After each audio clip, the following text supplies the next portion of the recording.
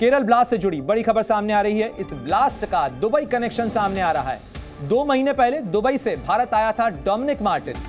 Dubai में करीब 15 साल रहा डोमिनिक मार्टिन। डोमिनिक मार्टिन वही शख्स है जिसने पहले सोशल मीडिया पर वीडियो जारी किया और उसके बाद एर्नाकुलम में हुए सीरियल ब्लास्ट की जिम्मेदारी लेने के साथ साथ पुलिस के सामने सरेंडर भी किया।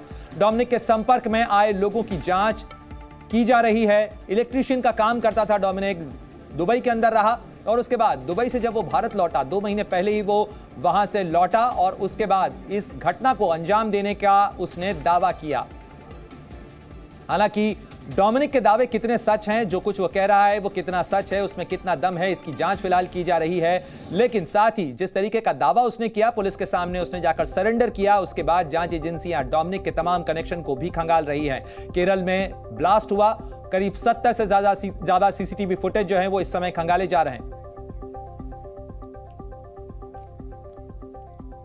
और दरअसल इस पूरे मामले का दुबई कनेक्शन क्या है वो भी आपको समझाते हैं। केरल में ब्लास्ट हुआ, एर्नाकुलम के अंदर जब ब्लास्ट होता है तो उसके बाद डोमिनिक मार्टिन पुलिस के पास पहुंचता है और वो सरेंडर करता है और यह दावा करता है कि इसके पीछे उसका हाथ है। लेकिन 2 महीने पहले ही दुबई से भारत आया था डोमिनिक मार्टिन और डोमिनिक मार्टिन दुबई में करीब 15 साल से काम करता था, इलेक्ट्रीशियन का काम करता था और भारत आकर वो ट्यूशन देने का काम यहां पर कर रहा था। डोमिनिक दुबई से अचानक भारत क्यों आया, ये सवालों के घेरे में है। डोमिनिक के 2 बच्चे विदेश के अंदर हैं, लेकिन अचानक डोमिनिक भारत आ जाता है। डोमिनिक किन किन लोगों के संपर्क में था, भारत में किन के संपर्क में था, दुबई में किन के संपर्क में था, ये तमाम चीजें खंगाली जा रही है। क्योंकि दुबई में वो इलेक्ट्रीशियन का काम करता था, 15 साल तक वो इलेक्ट्रीशियन का काम करता रहा दुबई के अंदर और उसके बाद वो अचानक भारत आता है। भारत में आके वो इलेक्ट्रीशियन का काम नहीं करता है बल्कि वो ट्यूशन पढ़ाने लगता है। उसके परिवार के कई लोग अभी भी दुबई के अंदर मौजूद हैं और उसके बाद इस घटना को अंजाम देने के बाद वो पुलिस के सामने सरेंडर करता है। तो कई चीजें अभी भी अनसुलझी हैं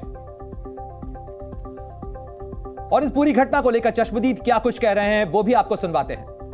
You were there when the blast has happened? I am inside the meeting. Meeting. At what time blast has happened? And what was the situation? Approach में 9:40. 9:40. And what was the situation? All everything clear, no problem. नहीं, when blast was happened, तो what was the situation? How the situation happened? मतलब सब एक आवाज आया, हम पीछे इस साल बैठा था, सब आग भी लग गया। आग भी लग गया। कितने लोग थे अंदर? कम से How come many people were there when the blast has happened? 2000. 2000 inside the prayer hall. हाँ। Okay. And can you please describe the situation when blast has happened? कैसा हुआ था, क्या मुझे पता नहीं कैसा हुआ। ब्लास्ट किस जगह हुआ था? स्टेज के पास हुआ था, पीछे हुआ था, बीच में हुआ था? उनके बनता जाएगा बताया किधर हुआ था, वो साइड में। अच्छा, आप कहाँ थे जब ब्लास्ट जब हुआ था? तो आप किस साइड थे? इस साइड में। आप बाहर थे?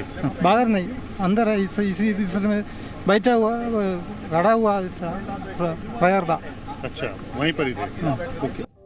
और इस खबर पर ज्यादा जानकारी के लिए सीधे रुख करते हैं मेरे सहयोगी जितेंद्र शर्मा, ग्राउंड जीरो पर मौजूद है, तमाम चीजें तलाश रहे हैं और आप तक वो तमाम अपडेट्स पहुंचा रहे हैं। जितेंद्र, जिस तरीके से आपने चश्मदीदों से बात की, अभी भी उन चश्मदीदों के अंदर वो खौफ है कि जिस तरीके की घटना हुई उसकी तस्वीरें भी हम दर्शकों को बता रहे हैं कि किस तरीके से आग धुआं हर तरफ देखने को मिला था। लेकिन अब इस घटना को 24 घंटे से ज्यादा का वक्त हो चुका है। इस घटना के जो तमाम सबूत और सुराग अब तक पुलिस तलाश पाई है, फॉरेंसिक की टीमें वहां पर तलाश रही होंगी, क्या कुछ अपडेट?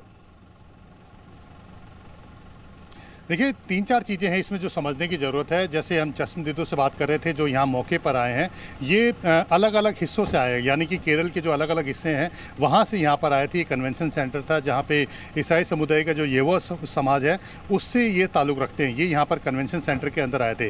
ब्लास्ट के बाद जिस तरह का माहौल था वहाँ पे अचानक से आग लग गई थी, भगदड़ मच गई थी। उसके बाद ये सब लोग निकल करके भागे थे, इनको निकाल दिया गया था। उसके बाद अब ये यहाँ पर आए हैं ताकि अपना सामान ले सके। किसी की गाड़ी यहाँ पर रखी है, किसी का सामान अंदर मौजूद है, तो ये यहाँ पर देखने के लिए आए थे क्या वो अपना सामान लेकर के वापस जा सकते हैं।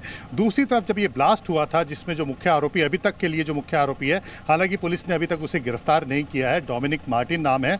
कल ब्लास्ट के बाद उसने इस बात की जिम्मेदारी ली कि उसने ही ये ब्लास्ट किया है, क्योंकि वो इनके द्वारा जो बताई गई बातें होती हैं, जो ये अपने समाज के लोगों को बताते हैं, अपने धर्म के लोगों को सिखाते हैं, उससे वो ताल्लुक नहीं रखता। जितेंद्र, आप बने रहे हमारे साथ में।